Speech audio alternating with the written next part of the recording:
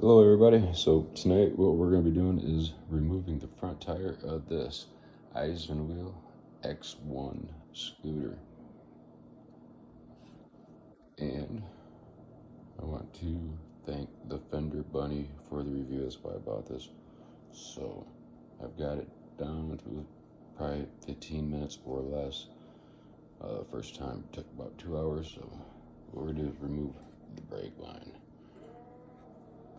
I got this bolt here, this nut that hooks to the brake. That's going to be removed, and pull out the pin.